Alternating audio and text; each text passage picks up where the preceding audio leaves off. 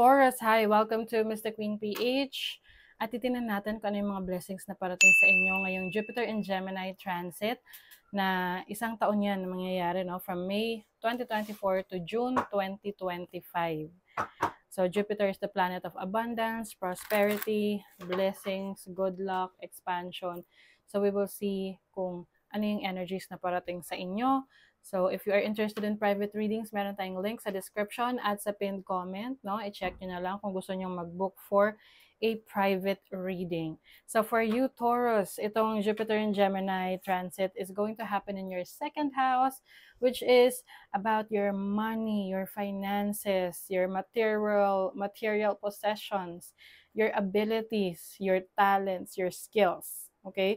So napakaganda ng transit na to kasi ito yung pagpapaunlad ng iyong finances, no? So pwedeng may mga bago kang pagkakakitaan, no? Bagong sources of income. You may be very busy during this transit, building your home, your finances. So, yun nga, medyo magiging busy ka talaga.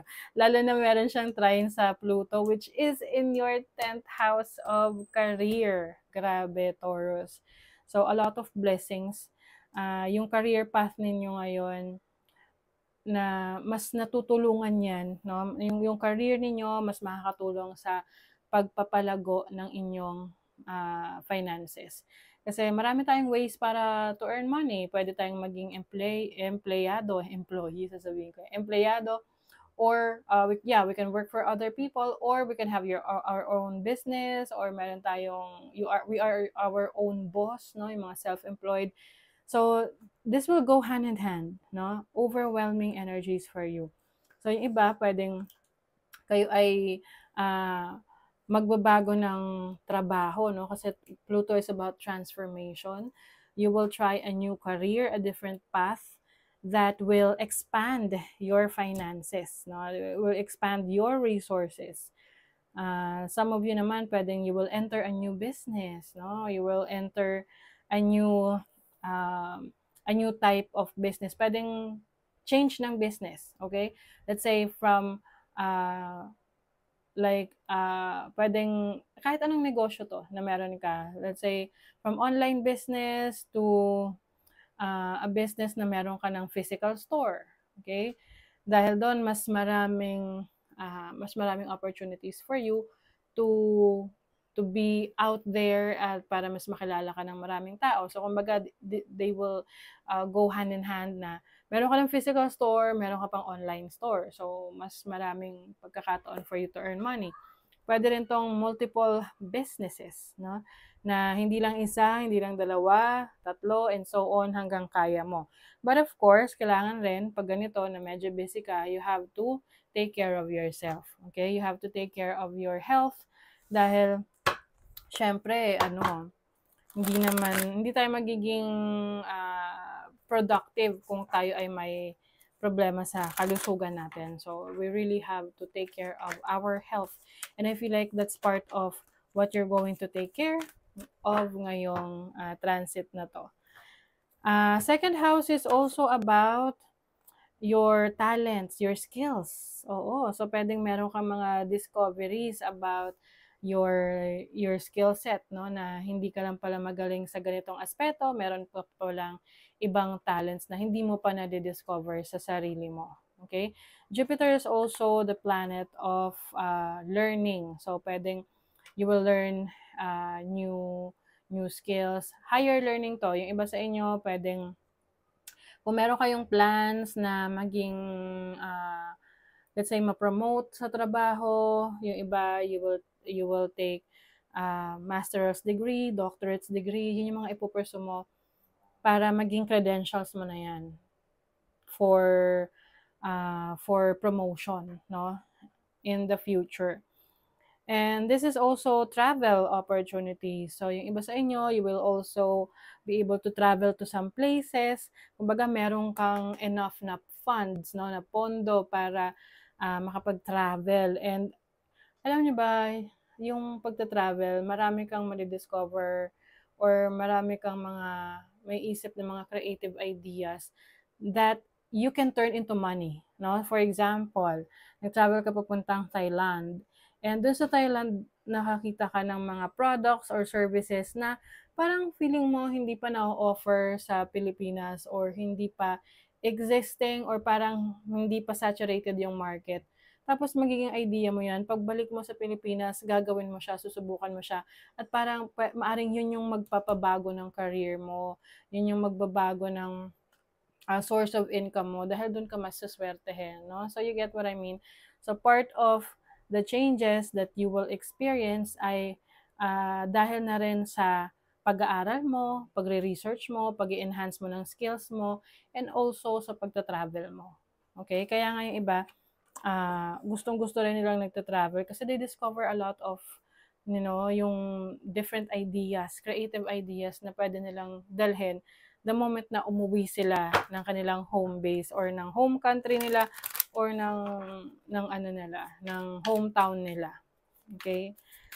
So, very transformational for you ang transit na to in terms of your career and finances. So, exciting yan, Taurus. You have the Knight of Pentacles. Some of you merong investment na papasukin. This can be real estate business. Magsa-start ka ng negosyo sa rentals. Pwede mo papaupa ka ng bahay, lupa, ng condo. You have the Queen of Swords. So, I feel like you're going to be more careful in your decisions, no? So, kumbaga, before you make a decision, pinag-aralan mo, chinek mo na, ni-research mo, dinouble check mo na para makaiwas ka sa issue or problema in the future. So, with the Four of Pentacles, this is increasing your savings. I feel like you will be saving more.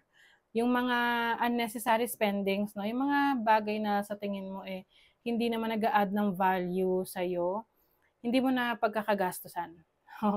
Let's say, for example, mahilig ka dating bumili ng mga bags, pero na-realize mo hindi mo naman pala madalas gamitin. So, yung iba, ililiquidate nyo pa yan. Ibebenta nyo para makapag-raise kayo ng funds sa mga business na gusto nyong pasukin. So, mas magiging practical ka ngayon. Oo. Let's say, mahilig kang kumain sa labas, you overspend sa mga restaurants na mahal na pwede mo namang makain sa ibang restaurant na mas affordable or reasonable yung prices. So, I feel like you will have this lifestyle change para sa pagpapaunlad mo ng iyong career or ng finances mo. You have the Star. Wow. So, this is healing also. So, pwedeng you are healing your financial issues kung nagka-problema ka financially. Unti-unti, no, nakaka-recover ka na dahil na rin sa mga susubukan mong bagong pamamaraan para kumita ng pera or may mga bago kang trabaho na i-explore. Oh my God, you have the King of Pentacles. So, definitely financial stability. Some of you, meron kayong leadership role sa inyong trabaho, sa career, sa business ninyo.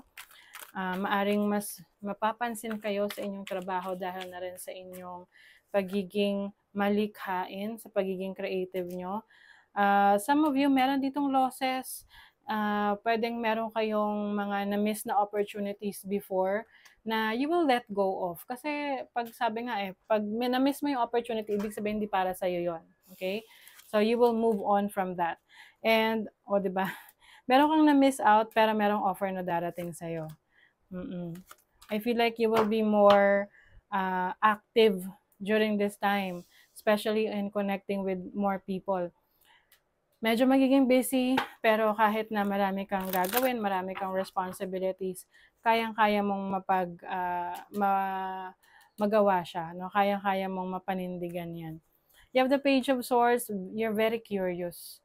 I feel like isa sa mga magpapaunlad sa'yo is yung pagdadagdag mo ng kaalaman, no? Yung bagong skill, bagong ideas, you will be more curious about a lot of things. And this will bring you happiness, no? Fulfillment. Yun nga lang, since ikaw ay magiging very busy, be careful of your health rin, no? Kalusugan mo. Kasi pwedeng may mga times na hindi ka makatulog or mag-overthink ka sa mga frustrations mo. So, just make sure lang din na kapag sa tingin mo kailangan mo ng break, if you need a break, then take a break. Okay? Para makapag-reset ka, makapag-recharge ka. Okay? So, you also have an Ace of Swords here. This is a new idea, new beginnings, creative new ideas that will bring in success sa'yo, sa iyong career at sa finances mo during this transit. Okay? So, that is your reading, Taurus. Thank you so much. Bye!